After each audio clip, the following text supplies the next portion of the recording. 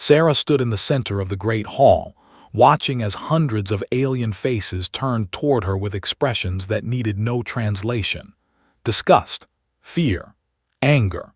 She had seen those same looks on human faces before, but never directed at her entire species.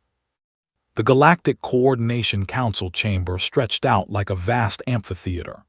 Representatives from 870 species sat in their designated sections, their voices creating a low hum that reminded Sarah of angry bees.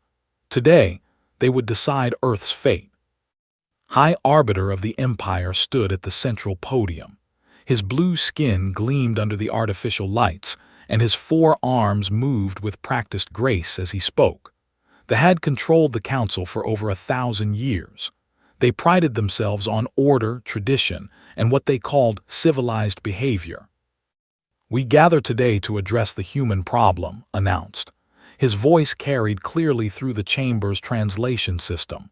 "For 15 years, we have tried to guide this young species toward proper galactic citizenship. We have been patient. We have been understanding, but patience has limits." Sarah felt her jaw tighten. She had been Earth's ambassador for 10 years. She had watched humanity struggle to fit into the Council's ancient rules and customs. Every time humans tried to do something differently, they were told it was wrong. Every time they questioned why things had to be done a certain way, they were called troublemakers. The representative, general, rose from his seat. The warrior species had been the Council's military arm for centuries. "The humans refused to follow established protocols," he growled. "They arm their merchant ships. They build military bases in disputed space. They use tactics that violate every rule of civilized warfare." Murmurs of agreement rippled through the chamber. Sarah remembered the Battle of 442B just 3 months ago. They had tried to take the human mining colony by force, claiming it belonged to them under some ancient treaty. The human defenders had used improvised weapons, unexpected tactics, and sheer stubbornness to drive them back. It had been a David and Goliath story, except David was not supposed to win in council space. "They embarrass us," added Representative Na of the Syndicate. Her trade-focused people controlled most of the galaxy's commerce. Their colonists refuse to pay proper tribute. Their merchants ignore established trade routes. They deal with species we have specifically excluded from civilized society. Sarah wanted to laugh at that. The excluded species were often the most honest traders she had ever met. The council kept them out because they refused to bow and scrape to the older powers. High Arbiter raised one of his hands for silence. "The charges against humanity are clear. They have shown dangerous unpredictability. They refuse to accept the wisdom of their elders. Most seriously, they have violated established protocols for the resolution of territorial disputes." The formal reading of charges took 2 hours. Sarah listened to each accusation with growing anger. Yes, humans had armed their merchant ships, but only after pirates kept attacking them with no protection from Council forces. Yes, they had built bases in disputed space, but those bases protected refugee camps that the Council had ignored. Yes, they had used unconventional tactics, but those tactics had saved lives. When her turn came to respond, Sarah walked to the speaker's platform. The chamber fell silent. She could feel the weight of hundreds of stares, most of them hostile. "Honored representatives," she began, using the formal greeting she had learned years ago. "Humanity joined this council with hope. We believed we had found our place among the stars, a community of civilized species working together for the good of all." She paused, looking around the chamber. "We were wrong." The murmurs started immediately. Several representatives stood to object, but she continued. "We were told to follow your rules without question. We were told that your way was the only way. When we asked why, we were told we were too young to understand. When we tried to help species you had forgotten, we were told to stay in our place." Her voice grew stronger. "You call us unpredictable because we think for ourselves. You call us dangerous because we refuse to let bullies push us around. You call us uncivilized because we believe that might does not always make right. High Arbiter's face darkened. Humanity will be silent. This is not a debate. This is a judgment. Sarah smiled coldly. Yes, it is. You are judging us, but history will judge you too. The vote was swift and overwhelming. 847 species voted to expel humanity from the Council. Only 23 voted against the motion, mostly smaller species who had been helped by human actions.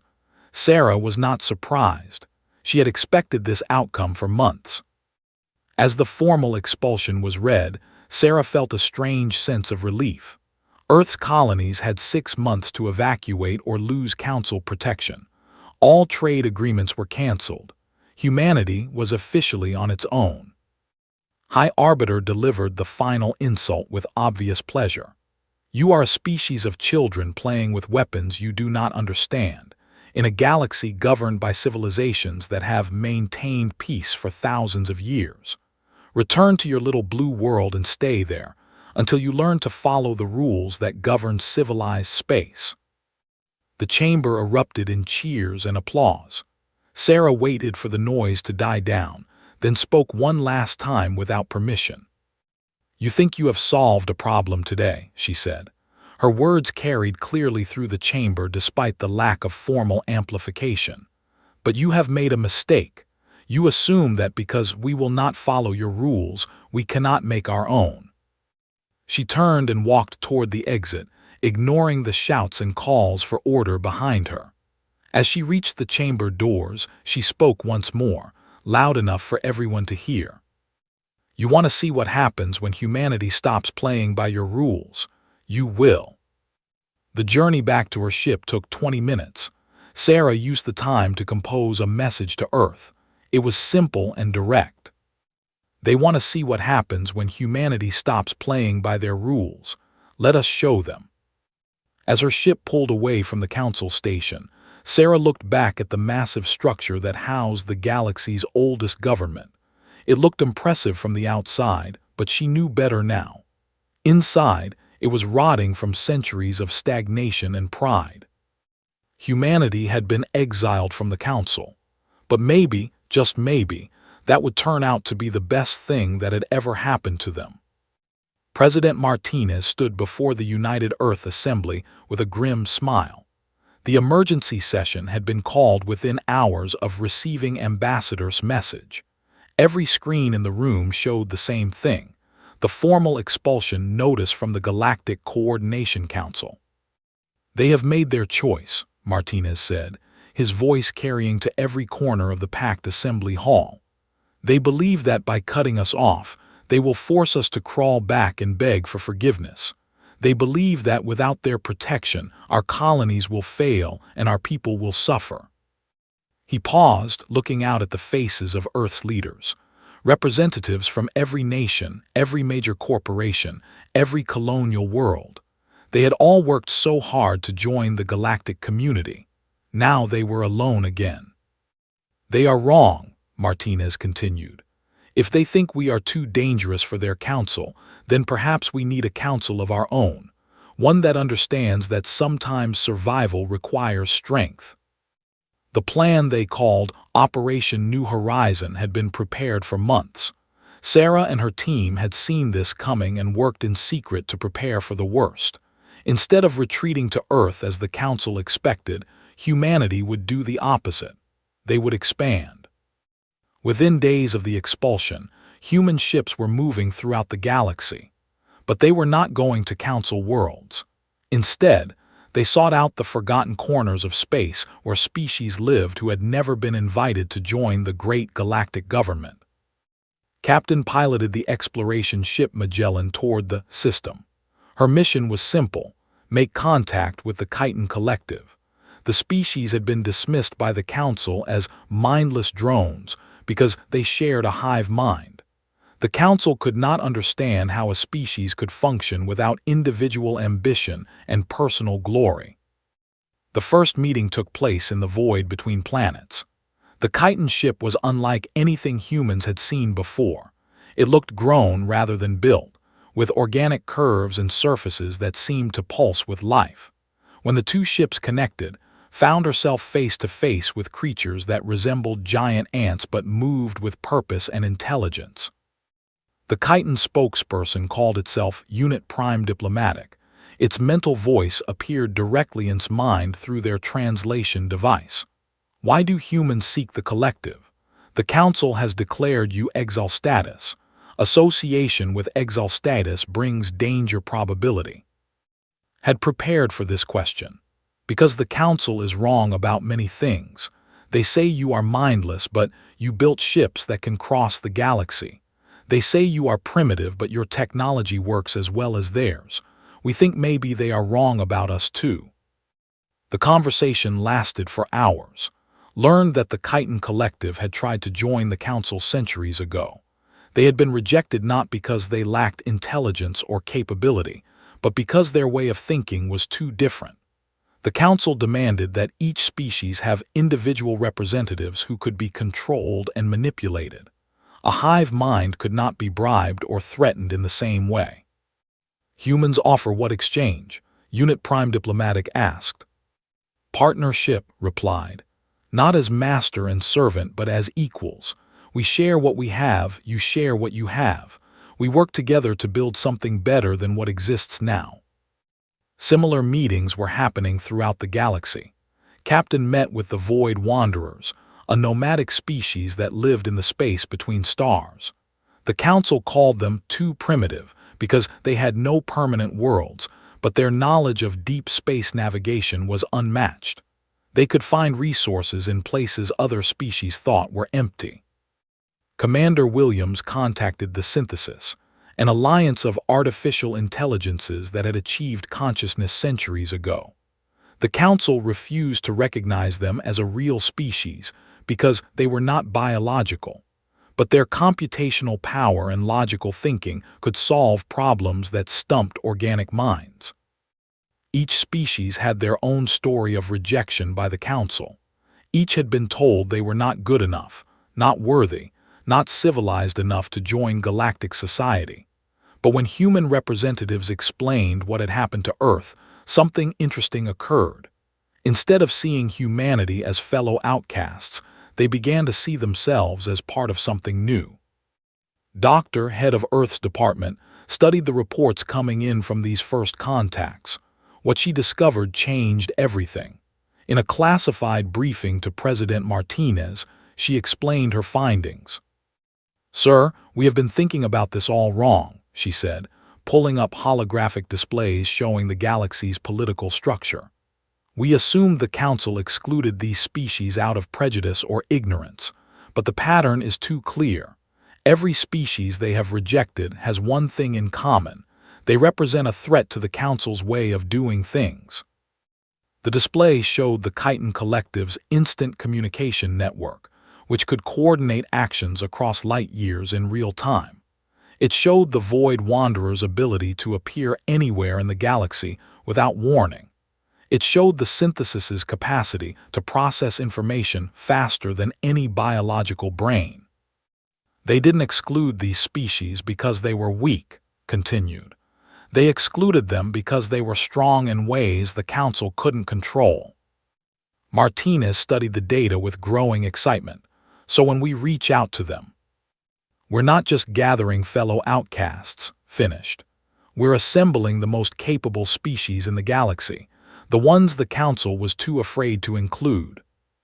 The first formal meeting of what would become the Terra constellation took place on a small asteroid in neutral space.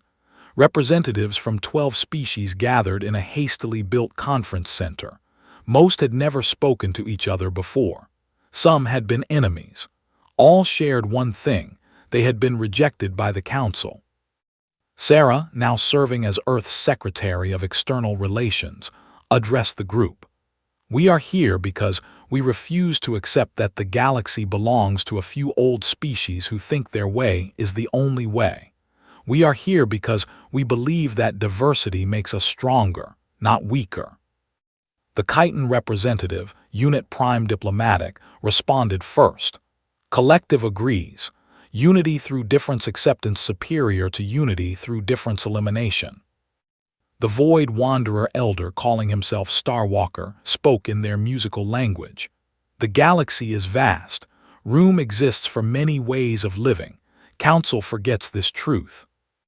One by one, each species voiced their agreement. By the end of the meeting, they had signed a simple agreement. They called it the Constellation Compact.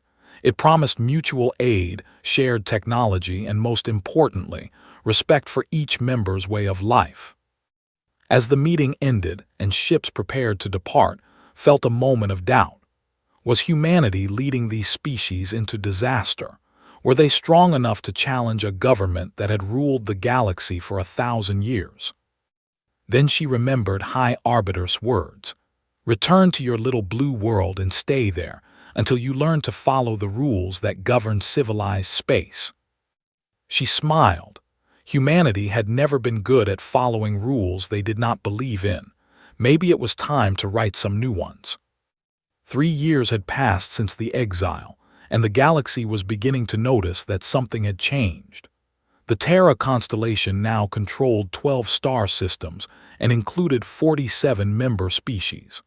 What had started as a desperate alliance of outcasts was becoming something the galaxy had never seen before. Admiral Jackson stood on the bridge of the UES Defiance, watching the construction of Avalon Station through the main. The massive structure was being built around a rogue planet in what the Council called disputed space. Jackson called it unclaimed territory. The difference in perspective said everything about how things had changed. The station was a marvel of cooperative engineering. Human construction techniques provided the basic framework, but every major system came from a different species. Chiton biocomputers managed life support. Void Wanderer navigation systems could track ships across the entire galaxy. Synthesis, artificial intelligences coordinated the work of thousands of robots and organic workers. Admiral, called Lieutenant Park from the communications station. We're receiving the daily report from New Geneva. New Geneva had been the mining colony on 442b, where humanity's troubles with the Council had started. Now it was the Constellation's primary shipyard. The orbital facilities could build everything from small scouts to massive cargo haulers. More importantly, they were building them with hybrid technology that combined the best ideas from every member species. The morning briefing painted a picture that would have been impossible 3 years ago. Trade flowed freely between Constellation worlds. The synthesis had solved food distribution problems that had plagued some species for centuries. Void Wanderer scouts reported new mineral deposits almost weekly. The Chiton Collective's communication network meant that news and ideas spread instantly across the entire alliance. But it was not all peaceful progress. The galaxy outside the constellation remained as dangerous as ever, and some powers actively opposed the new alliance. Admiral Park called again, priority message from the cargo convoy in the Tau system. They're under attack. Jackson frowned. The convoy was carrying medical supplies to a refugee camp on the edge of Constellation space. It should have been a routine run, but pirates had been growing bolder lately. Some suspected the pirates were being encouraged by Council sympathizers who wanted to prove that the Constellation could not protect its own people. Who's attacking them? Jackson asked. Raiders, sir, 3 heavy cruisers. The convoy only has 2 escort ships. Jackson did not hesitate. Signal the fleet, all available ships to Tau maximum speed, and send word to our allies. The response was immediate and overwhelming. Within minutes, ships were jumping to hyperspace from across the constellation. Human destroyers worked alongside Chiton swarm fighters and Void Wanderer deep space raiders. The fleet that assembled above Tau would have been impossible under Council rules, which demanded rigid chains of command and standardized tactics. The Constellation Navy operated differently. Each species contributed what they did best, and human commanders like Jackson had learned to coordinate these diverse forces into something greater than the sum of their parts. The battle began when the pirates realized they faced not just the convoy escorts, but a combined fleet of 30 ships from 6 different species. The raiders were veterans of hundreds of battles, but they had never faced anything like this. Chiton fighters swarmed around the larger ships like angry insects, their hive-mind coordination making them impossible to target effectively. Void Wanderer raiders appeared from hyperspace at impossible angles, striking and vanishing before the pirates could respond.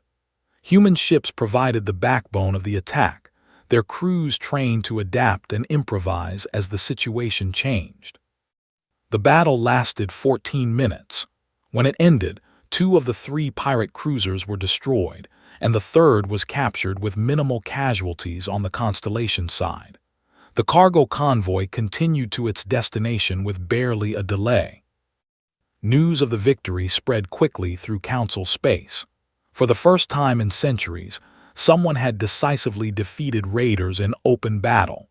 The reports caused serious concern in the Council chambers. High Arbiter called an emergency session to address what he termed the human problem. The same chamber where Earth had been expelled 3 years ago now buzzed with nervous energy. "They are no longer just a nuisance," reported General Or of the military. His pride was clearly wounded by the defeat of his people's raiders. "Their fleet uses tactics we have never seen. Their coordination is perfect. Worse, they are growing stronger every month." Representative Na of the Syndicate was even more worried. "Trade is flowing to their stations instead of ours. Neutral species are establishing diplomatic relations with them. Some of our own members are questioning why they should pay council taxes when the Constellation offers better services." The most disturbing report came from the Intelligence Division. 47 species have now joined their alliance, the briefing officer reported. Most were never council members, but 12 were formerly under our protection. They left voluntarily, claiming the Constellation offered them better opportunities. Studied the data with growing alarm. The map showed Constellation territory spreading across a significant portion of the galaxy. Their trade routes were efficient and well protected. Their technology was advancing rapidly through the sharing of knowledge between member species. "How is this possible?" asked. "These are the species we rejected, the ones not worthy of council membership." Doctor and the council's chief had been studying the Constellation for months. His report was sobering. "That may have been our mistake, High Arbiter. We rejected them because they were different. We demanded conformity to our standards. The humans took a different approach. They embraced the differences and found ways to make them strengths." The leader's 4 arms gestured dismissively. "Impossible. Unity requires order. Order requires hierarchy. Chaos cannot create lasting strength." "With respect, High Arbiter," and continued, "the evidence suggests otherwise. The Chiton Collective's hive mind provides instant coordination across their entire territory. The Void Wanderer's mobility allows rapid response to threats. The synthesis processes information faster than our best computers. Separately, these were minor advantages. Combined under human leadership, they have created something unprecedented." The session continued for hours, but reached no useful conclusions. The council had spent 1,000 years believing in their own superiority. They could not easily accept that a group of rejects and outcasts had built something better. Meanwhile, on Avalon Station, construction continued around the clock. The first phase was nearly complete, and already the structure rivaled anything in council space. More importantly, it served as a beacon for species throughout the galaxy who were tired of being told they were not good enough. Sarah, now the Constellation's Secretary General, stood in the station's observation deck watching ships come and go, merchants from neutral systems, diplomatic envoys from species considering membership, refugees from council space seeking better opportunities. "Amazing what we've built," said Admiral Jackson, joining her at the window. Nodded. "Amazing what we were forced to build. If the council had accepted us, we would have been just another member species following their rules. Instead, they created their own worst nightmare. Which is, smiled, competition. For 1,000 years, they were the only game in the galaxy. Now there's an alternative, and people are choosing us. A soft chime indicated an incoming message. Read it quickly, then showed it to Jackson. It was from the Syndicate requesting formal trade negotiations. The first crack in their unity, Jackson observed. The first of many, agreed. They taught us that exile could be survived. Now we're going to teach them that monopolies don't last forever. As they watched, another ship approached the station. This one flew the colors of a species that had been council members for over 500 years. They were coming to ask about joining the constellation. The galaxy was changing, and the Terra constellation was leading that change. The ultimatum arrived on a Tuesday morning, delivered by a council diplomatic ship that had not bothered to request permission to enter constellation space. High Arbiter's message was simple and direct.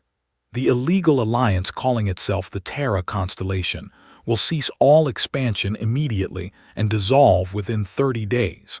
Failure to comply will result in military action to restore galactic order.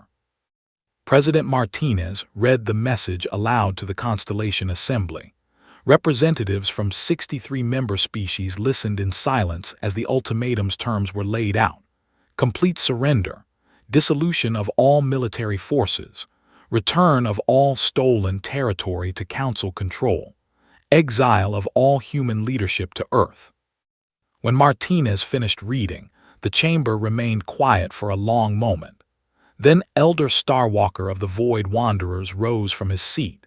His musical voice carried clearly through the translation system. The Council offers slavery and calls it peace. We have tasted freedom. We choose to keep it. The vote was unanimous. Not a single species voted to surrender. Within days, the Council's Grand Fleet began assembling at the border of constellation space. Over 1,000 ships from the galaxy's oldest and most powerful civilizations gathered under command. It was the largest military force assembled in 5 centuries, designed to end the human rebellion quickly and decisively. Admiral Jackson studied the intelligence reports with growing concern. The Grand Fleet the Constellation Navy by more than 3 to 1. Their ships were larger, more heavily armed and crewed by species with centuries of military experience. In a traditional battle, the outcome would not be in doubt. Good thing we don't plan to fight traditionally, he muttered, reviewing the battle plans that had been developed over the past year.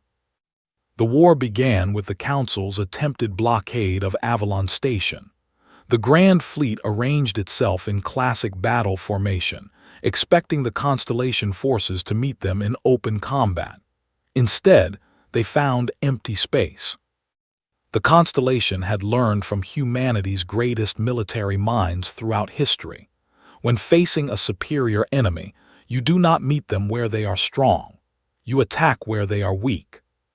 While the Grand Fleet waited at Avalon, Constellation strike forces hit targets throughout Council space. Chiton infiltrators, nearly impossible to detect because of their hive-mind coordination, sabotaged shipyards and communication centers. Human Special Forces teams, trained in techniques the Council had never encountered, liberated prison colonies and recruitment centers. The Synthesis waged cyber warfare that crippled Council logistics and supply lines. The Void Wanderers proved especially effective. Their knowledge of deep space routes allowed them to appear anywhere in the galaxy without warning.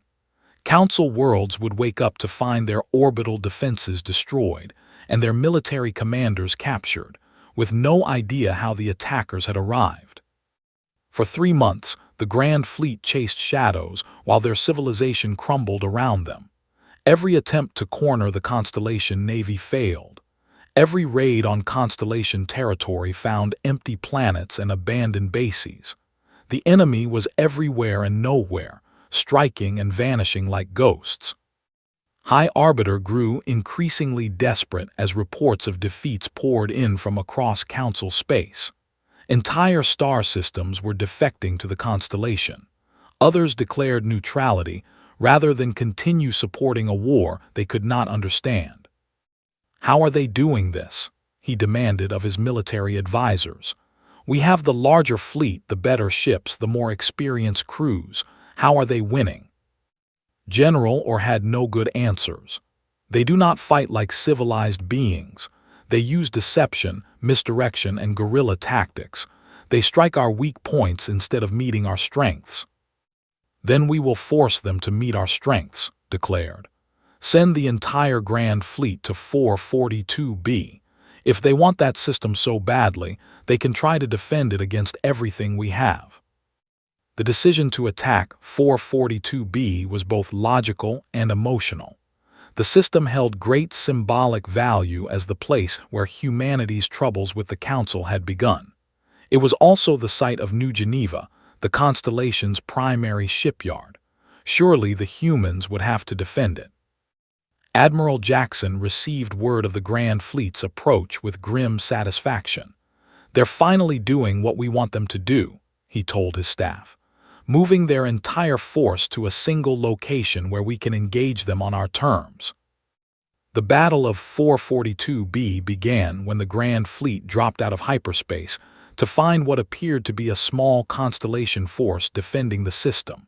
50 ships, mostly human designs with a few allied vessels scattered among them. The Council commanders almost laughed at the disparity in numbers. "Is this all they could gather?" asked Admiral commanding the battle group. "Less than 50 ships against over 1,000. Have they gone mad?" High Arbiter, commanding from the flagship, was equally confident. "End this quickly. Show the galaxy what happens to those who defy the Council." The Grand Fleet moved forward in perfect formation, their massive ships advancing like an unstoppable wall of metal and energy. They were so focused on the small force ahead of them that they failed to notice the anomalous readings their sensors were detecting throughout the system. The Constellation fleet was not 50 ships. It was the entire Constellation Navy, over 400 vessels using synthesis stealth technology to remain hidden throughout the system. Admiral Jackson had learned from the ancient human military principle: all warfare is based on deception. When the Grand Fleet committed to their attack run, they found themselves caught in a crossfire from 6 different directions. Ships that had appeared to be asteroids revealed themselves as Void Wanderer raiders. Chiton swarm fighters poured out of concealed carriers hidden in the system's dust clouds.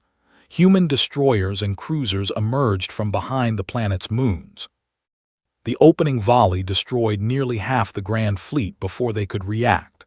The remainder found themselves scattered and confused, their perfect formations broken by attacks from every direction.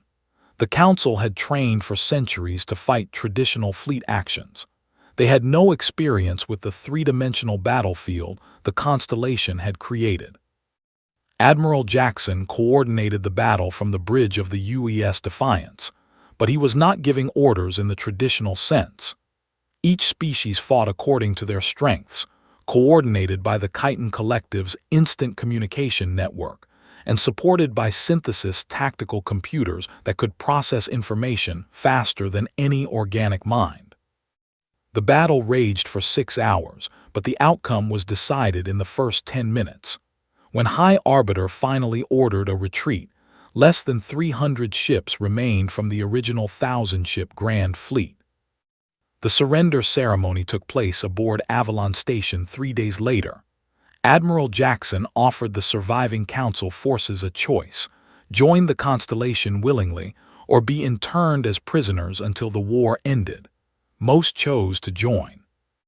The aftermath of the Battle of 442B sent shockwaves throughout the galaxy. The Council, which had maintained order for 1,000 years, had been decisively defeated by an alliance of species they had rejected and ignored. Worse, their defeat had not required superior technology or overwhelming numbers. It had required only better ideas and the willingness to think differently. Representative Na of the Syndicate was the first to act on the changing reality. Within a week of the battle, she announced that the Syndicate was withdrawing from the Council and requesting membership in the Terra constellation. Their vast trade networks would provide the economic foundation for the constellation's continued growth. Other defections followed quickly. Species that had remained loyal to the Council for centuries began questioning whether their allegiance was misplaced. The rigid hierarchy that had once seemed so stable now appeared fragile and outdated. High Arbiter, confined to a small section of the former Council territory, issued increasingly desperate proclamations about restoring galactic order. But fewer and fewer people were listening. The galaxy had seen an alternative to Council rule, and many found it preferable. Sarah stood on Avalon Station's observation deck, watching the parade of ships arriving to join the constellation. 3 years ago, humanity had been exiled as dangerous troublemakers. Now they led the largest alliance in galactic history. "Strange how things work out," Admiral Jackson said, joining her at the window. Nodded. "They tried to exile our chaos, never realizing that chaos, properly channeled, is just another word for evolution." A new ship appeared on the sensors, flying the colors of a species that had been among the first to vote for humanity's exile. They were requesting permission to join the constellation. The galaxy was learning that there was more than one way to maintain peace among the stars. 5 years after humanity's exile, Sarah returned to the space where it all began. The old Council station hung in orbit around the gas giant Nexus Prime, but it was a shadow of its former self. Half the docking bays stood empty. The great assembly hall that had once hosted representatives from nearly 1,000 species now echoed with the voices of perhaps 200. Ship, the CSS Harmony, bore the new symbols of the galactic constellation.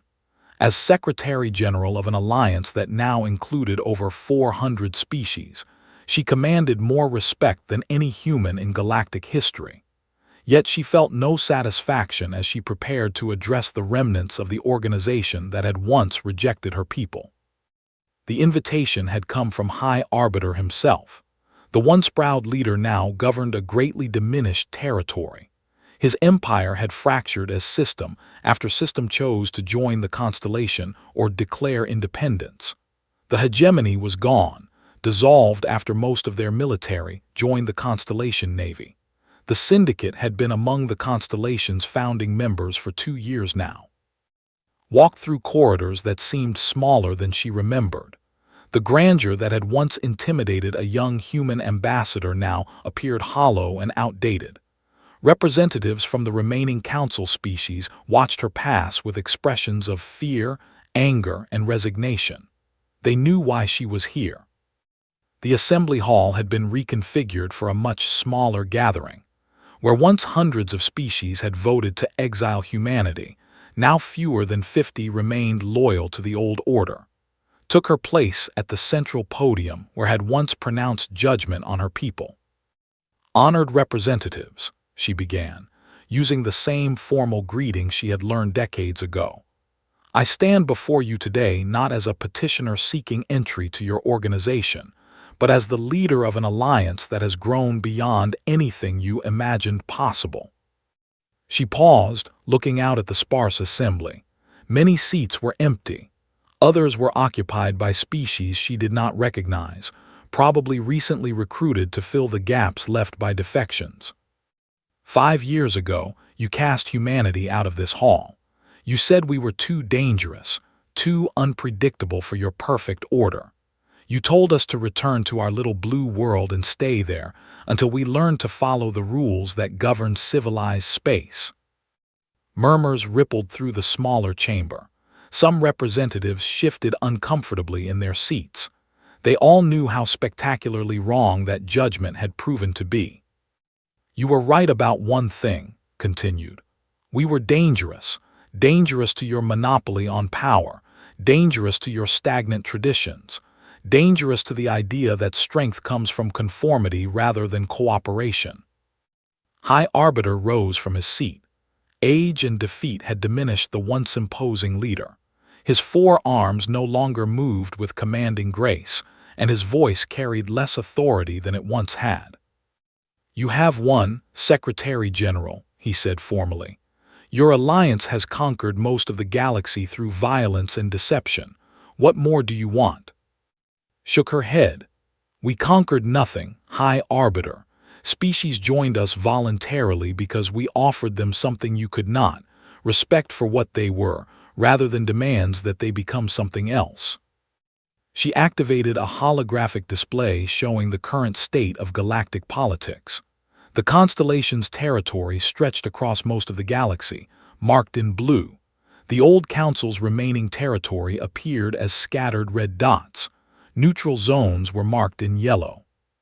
"You called our victory violence and deception," said, "but the only major battle of this war was the one you forced upon us at 442B. Everything else was achieved through diplomacy, trade, and the simple recognition that diversity makes civilization stronger, not weaker." Representative of the Republic spoke up. His people had been among the Council's most loyal members. "What of the raids on our shipyards, the sabotage of our communications? Was that diplomacy?" "That was war," replied simply. "A war you declared when you sent 1,000 ships to destroy our people for the crime of existing differently than you preferred. We fought back using every advantage we had. If you call that unfair, perhaps you should have considered that before attacking us." The chamber fell silent. Everyone present knew the truth of those words. The Council had started the war, confident in their overwhelming superiority. They had learned too late that numbers and tradition could not overcome innovation and determination. "But we are not here to the past," continued. "We are here because the galaxy has changed, and you have a choice to make. You can continue to cling to the remnants of an empire built on exclusion and hierarchy, or you can join the future we are building together." His face showed his disbelief. "You would accept us, after everything that has happened?" "The constellation is built on the principle that every species has value," explained. "That includes species that have made mistakes. That includes species that have held themselves apart from others out of pride or fear. But it requires accepting that no one species is inherently superior to any other." She gestured to the display again. "Look at what we have accomplished in 5 years. The Chiton Collective's communication network connects every constellation world instantly. Void Wanderer deep space expertise has opened regions of the galaxy that were previously unexplored. Synthesis computational power has solved resource distribution problems that plagued civilizations for centuries. Human adaptability has helped coordinate all these different strengths into a functioning whole." The list continued. Former council species that had joined the constellation had contributed their own unique advantages. The trade networks had created unprecedented prosperity. Military discipline had been channeled into exploration and defense. Even smaller species had found niches where their particular skills were valued and needed. "This is not conquest," said. "This is evolution. The galaxy is learning that cooperation achieves more than domination." A younger representative stood up, recognized him as nephew, part of a new generation that had grown up watching their empire crumble. "What would membership require?" he asked, ignoring his elder's sharp look of disapproval. "The same thing it requires of every species," replied. "Acceptance of the Constellation Charter, commitment to peaceful resolution of disputes, willingness to contribute to the common good, and most importantly, recognition that no member has the right to impose their will on the others." It was a far cry from the old council's rigid hierarchy and complex rules of precedence. The Constellation Charter was simple enough that any species could understand it, yet flexible enough to accommodate radically different ways of life. The debate that followed lasted for hours. Some representatives argued for continued independence. Others pushed for immediate surrender. A few suggested negotiating for special status that would preserve some of their former privileges. In the end, the vote was closer than had expected. The motion to seek Constellation membership passed by only 12 votes, was among those who voted against it, but he accepted the result with dignity. The Empire formally requests consideration for membership in the Galactic Constellation, he announced. We ask that you judge us not by our past actions, but by our willingness to embrace a better future. The membership process took 3 months. Unlike the old Council's secretive admission procedures, everything was conducted openly. Worlds voted on whether to join their government's application. Constellation members debated whether former enemies could be trusted. Public hearings allowed anyone to voice concerns or support. When the final vote came, it was overwhelmingly positive. The Empire was admitted to the Constellation as its 457th member species. The ceremony took place on Earth, in the same United Nations building where humanity had first dreamed of joining the galactic community. Representatives from every Constellation member attended, either in person or through quantum communication links. It was the largest gathering of diverse species in galactic history. Stood before the assembly, looking out at a sight that would have been impossible under the old order. Chiton drones worked alongside scholars. Void Wanderer elders shared stories with synthetic intelligences. Humans chatted with species they had never seen before, united by common purpose if not common biology. Today marks the end of the old galaxy and the beginning of something new, she announced. For too long, our civilization was built on the idea that strength came from controlling others. We have learned that true strength comes from working with others. We have learned that the galaxy is big enough for every way of life, every form of intelligence, every dream of what the future might hold. The formal dissolution of the old council came 3 months later. With most of their members gone and their authority collapsed, the remaining species voted to end an institution that had governed the galaxy for over 1,000 years. Some members joined the Constellation immediately. Others chose independence. A few formed smaller regional alliances. The galaxy that emerged was more complex and chaotic than what had come before, but it was also more vibrant, more innovative, and more just. The Constellation did not seek to control every aspect of galactic civilization. Instead, it provided a framework for cooperation while allowing its members to maintain their unique identities. As walked through the corridors of New Geneva Station, now serving as the Constellation's capital, she reflected on how far they had all come. 5 years ago, humanity had been exiled as dangerous troublemakers. Now they led an alliance that included most of the galaxy. The irony was not lost on her. The Council had been right about one thing: humanity was dangerous to established order, but they had been wrong about what that meant. Sometimes established order needed to be challenged. Sometimes the rules needed to be changed. Sometimes chaos, properly channeled, was just another word for growth.